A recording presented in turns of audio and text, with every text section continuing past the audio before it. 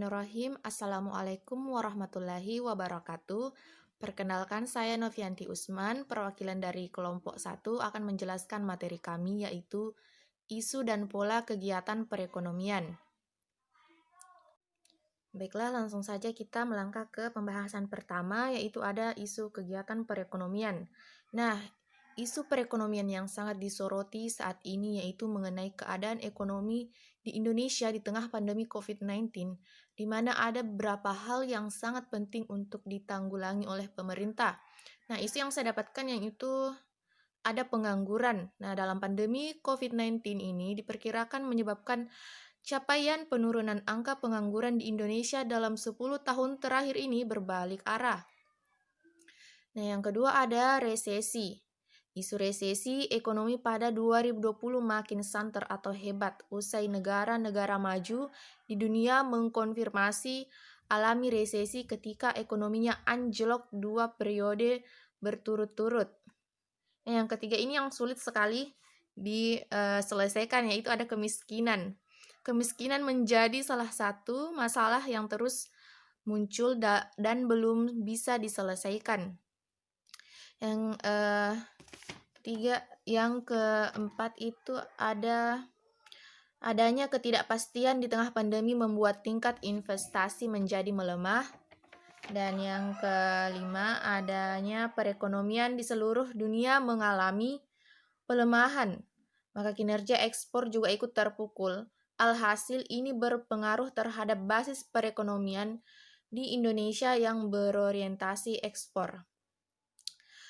Pandemi ini menimbulkan masalah sosial di tengah masyarakat khususnya pada saat pemerintah menjalankan berbagai langkah untuk melakukan pencegahan penyebaran COVID-19, terutama pada usaha kecil, menengah, atau sektor informal, menjadi salah satu bantalan bagi perekonomian Indonesia saat ini. Jadi kondisi kita itu sangat dipengaruhi oleh situasi COVID-19, baik yang terjadi di Indonesia maupun seluruh dunia, serta mempengaruhi kegiatan sosial ekonomi. Jadi kita masuk dalam slide selanjutnya yaitu pola kegiatan perekonomian. Nah, ini yang saya tampilkan adalah pembahasan dari pola kegiatan perekonomian. Jadi saya akan menjelaskan definisi dari pola kegiatan perekonomian. Pola kegiatan perekonomian adalah model atau corak kegiatan suatu perekonomian masyarakat atau negara. Nah, ini adalah pembahasannya yaitu uang, perdagangan, dan spesialisasi, di mana ketiga ini saling berkaitan. Jadi, wujud uang sebagai alat untuk tukar-menukar akan melancarkan kegiatan perdagangan. Nah, kegiatan perdagangan yang bertambah lancar akan memberikan perangsang kepada masyarakat untuk melakukan spesialisasi. Spesialisasi dalam pekerjaan yang sesuai dengan keahlian mereka. Jadi, secara umum dapat dikatakan bahwa kemajuan perekonomian akan menyebabkan peranan uang menjadi semakin penting dalam perekonomian. Penggunaan uang telah memungkinkan mereka melakukan spesialisasi, yaitu setiap orang tidak lagi menghasilkan semua barang dan jasa yang dapat disediakannya dengan lebih efisien. Baiklah, pembahasan selanjutnya yaitu pelaku kegiatan ekonomi. Pelaku kegiatan ekonomi terbagi menjadi 3, yaitu rumah tangga, perusahaan, dan pemerintah. Jadi, rumah tangga adalah pemilik dari berbagai faktor produksi yang tersedia dalam perekonomian. Sektor ini menyediakan tenaga kerja dan usahawan. Selain itu, sektor ini memiliki faktor produksi yang lain yaitu barang-barang modal, kekayaan alam, dan harta tetap seperti tanah dan bangunan. Yang kedua ada perusahaan. Perusahaan adalah organisasi yang dikembangkan oleh seseorang atau sekumpulan orang dengan tujuan untuk menghasilkan berbagai jenis barang dan jasa yang dibutuhkan masyarakat atau sekumpulan orang tersebut dikenal sebagai pengusaha. Yang ketiga ada pemerintah. Nah, pemerintah adalah badan-badan pemerintah yang diberi tugas untuk mengatur kegiatan ekonomi. Badan-badan seperti ini termasuk berbagai Departemen Pemerintahan, badan yang mengatur penanaman modal, bank sentral, parlemen, pemerintahan daerah, angkatan bersenjata, dan sebagainya. Pembahasan selanjutnya yaitu sirkulasi aliran pendapatan.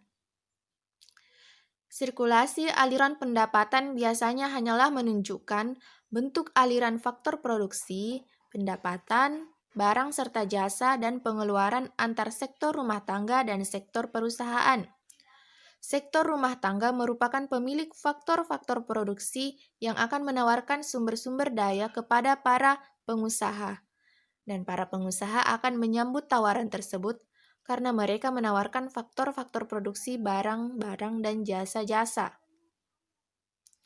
Penawaran dan penggunaan faktor-faktor produksi tersebut akan mewujudkan dua macam aliran, yaitu aliran barang dan aliran uang.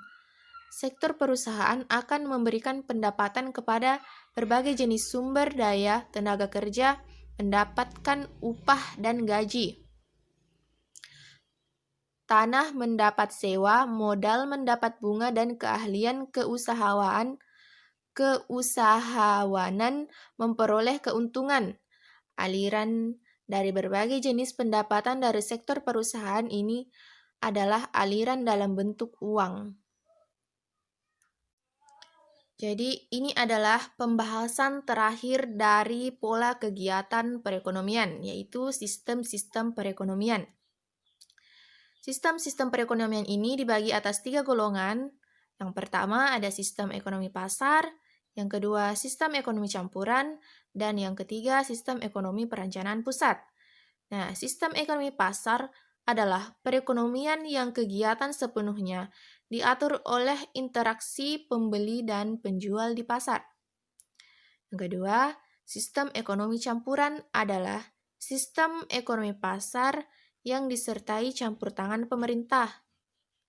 Yang ketiga, sistem ekonomi perencanaan pusat adalah sistem ekonomi yang kegiatan sepenuhnya diatur oleh pemerintah. Jadi, sebagian besar negara yang ada di dunia ini menggunakan sistem ekonomi campuran, yaitu sistem perekonomian pasar yang disertai campur tangan pemerintah dalam mengatur kegiatan ekonominya.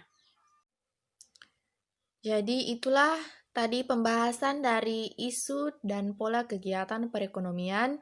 Saya akhiri dengan wabillahi taufiq wal hidayah. Wassalamualaikum warahmatullahi wabarakatuh.